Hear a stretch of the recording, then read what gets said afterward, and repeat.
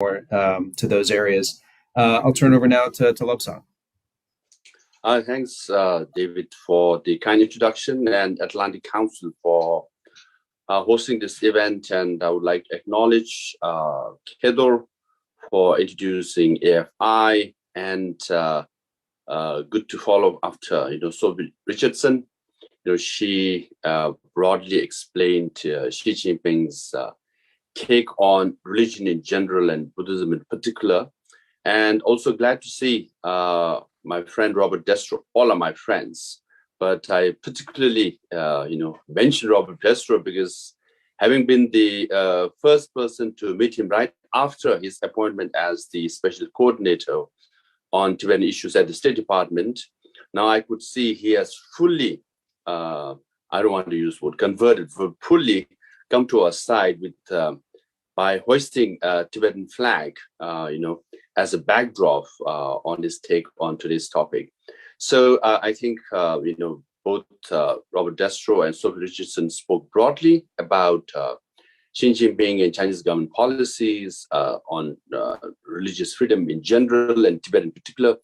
But let me be more specific and try to highlight that the religious freedom and human rights violation in general are ongoing, and the sufferings of Tibetans are ongoing, and the resistance of Tibetans are also ongoing as we speak. Just this year, in February, a very popular singer, just 25 years old singer called Sawanobu, self-immolated or burned himself, asking for basic freedom of the Tibetan people. And an 81-year-old Tabu from Amdo Kirti, he also, again, self-immolated himself. So the resistance, even though self-immolation is a very painful process, who would put gasoline over your body and burn yourself as a form of protest? As a human being, it's unbearable. But what they are saying is the repression of Tibetans in Tibet is so extreme that it's so painful that they are willing to give up their lives for the sake of Tibetan people. And then, in the last now, 10 plus years, almost 160 Tibetans have self-immolated, committed self-immolation, and most of them are monks and nuns. That speaks for, again, the denial of basic religious freedom in Tibet. Now, in the context of Sinicization of Buddhism, which Xi Jinping's and Chinese government policy, which was again elaborated both by Robert Destro and Sophie Richardson and Kedor as well, at a ground level, let me give you an example. Just this year, a few months ago, 99 feet high statue of Buddha was demolished at a village. 30 feet Maitreya Buddha is the future Buddha, was demolished again. 3-story high statue of Guru Padmasambhava again was demolished.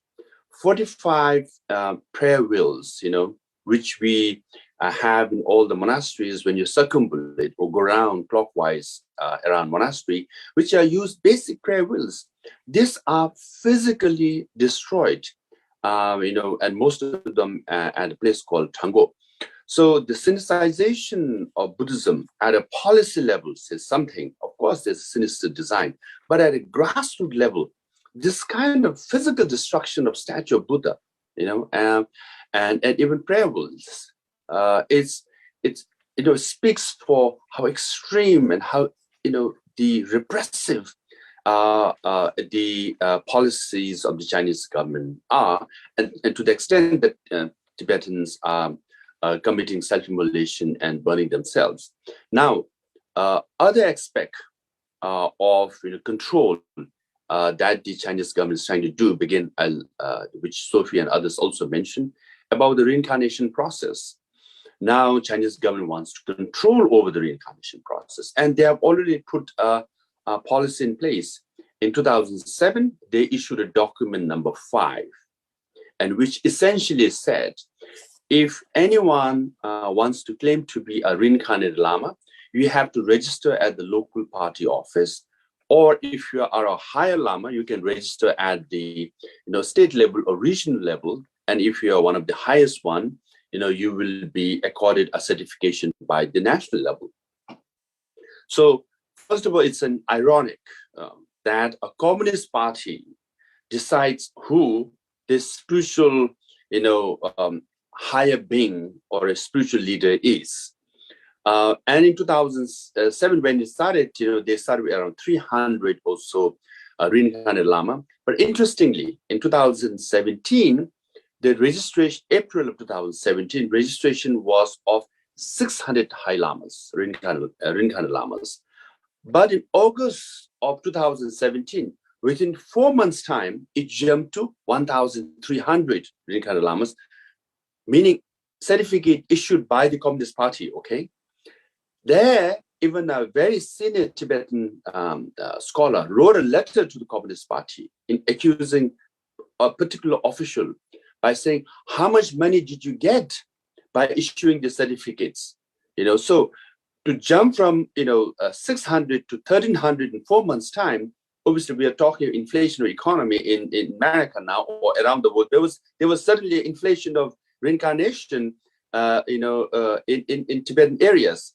So the bribery was also used. So, I mean, it's understandable because when an atheist party like Communist Party of China, which really doesn't believe in religion, which goes on to destroy and demolish even a statue of Buddha and Guru Padmasambhava and future Buddha like that, why would they have any credibility or legitimacy when it comes to, recognizing reincarnated lamas?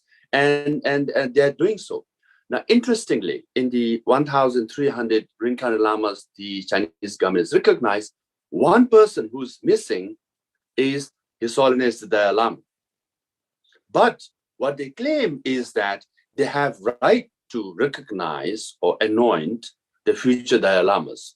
The one person who's missing, who's not recognized, is the 14th Dalai Lama, but they claim to have right to recognize the future Dalai Lamas. So there lies the irony. So, with this, I just want to end by saying the synthesization of Buddhism or religious freedom in China, policy-wise is real, but at a grassroots level, I think it's felt very painfully by Tibetans in a daily basis. Hence, we all can do a lot, and U.S. government can do a lot. Atlantic Council can do a lot. Even by issuing research paper, convening this kind of event.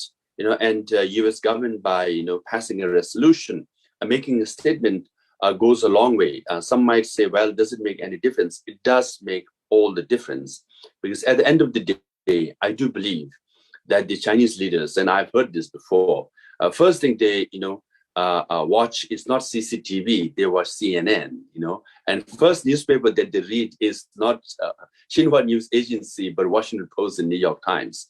So what America, in particular Washington DC, does it does send a strong message to the Chinese government and Chinese leadership. So hence, Atlantic Council hosting this event means a lot. So Atlantic Council is sending, especially the China hub within the Atlantic Council, sending a clear message to Beijing that religious freedom is a serious matter, and we all will take it seriously for the sake of Tibetans and Uyghur brothers and sisters and Mongolians and Hong Kongers and all of them. So with that, I end my short note here. Thanks. Thank you, Lobsang. That was an excellent framing of the situation, particularly with what's happening in Tibet. We'll move to questions now, and I think maybe I'll just pick up where you left off, Lobsang. You talked a fair amount about, of course, the reincarnation process and Beijing's approach, and we've touched a little bit thus far. And Bob, made the point that we ought to be thinking about how the Chinese Communist Party leadership is thinking about these things and what's their perspective. So I guess I'd ask you, if there's anything else you wanted to say in terms of why Beijing is going to so much trouble. How do they view the Dalai Lama's eventual reincarnation and the announcement of a successor? And what preparations do you think the Chinese government is making now beyond document number 5 and the registrations you mentioned to control that process? And And then lastly, kind of what sorts of scenarios do you expect to see if, as expected, Beijing picks an illegitimate successor in China loyal to the party? And you know, what else can be done in addition to what you just laid out to try to shape that outcome now? On the one hand, you know, it's kind of, you know, it's laughable that a communist party, an atheist party, wants to have a say in the spiritual process, you know, when they actually say the religion is poison, but they want to have control over religion. On the other hand, whatever they do, we have to take it very seriously, because they have a plan all the time. For example, Tibet was an independent country, okay? It was occupied. We all believe that. But there are many people in the world over 60 years believe Tibet was always part of China through, you know, believing or subscribing to the Chinese government propaganda. So we must take this reincarnation also very seriously. Obviously, they have a plan. I'm sure they have formed a committee. They have, you know, 1,000-page documents, and they have put people in place, and they have, you know, they're already spreading the wings as far as propaganda is concerned. Let me give you an example. In 2018, I think it was, you know, just a week before his Solin's birthday, I met one Indian journalist who was invited to go to Tibet along with 9 other journalists. After 1 week, they all came back and wrote, you know, articles, and they have same headlines. Chinese government will select the next Dalai Lama, and Indian government or India should not interfere. If they do, you will pay a price. Now, when they invite 9 journalists from India, go to Tibet for a week and come back with the same headlines, means their propaganda machinery is so effective that they actually are sending a message to India. Thereby now, India is one of the largest, you know, populated country in Asia. It's clearly, you know, what we call of equal stature and rival to China. When China dares send that kind of message to India, can you imagine what kind of message they're able to send to the rest of the world, all the small countries? And I'm sure they're able to convince, you know, not by choice, but by force, to subscribe to or buy their narrative as far as reincarnation is concerned. Here, you know, Robert Destro also has an opinion where Vatican has also has kind of secret agreement, you know, and which is up for renewal soon, where they have agreed on the selection of bishop with the Communist Party of China. Essentially, Communist Party of China will select a bishop, and Vatican agree with it, and that bishop will go on teaching or preaching, you know, Christian scriptures to you know, Catholic followers in China. I mean, when they're able to convince Vatican to come to that kind of agreement, this is a serious matter, you know. So we all should talk about it. We all should write about it, and government should speak about it, pass resolutions, statements, you know, and make laws about it, so that that the Chinese government, you know, will be diluted in their efforts when it comes to reincarnation. Yeah, I would invite anyone else on our panel who wants to chime in, not just on the initial question around the reincarnation process, but the broader points that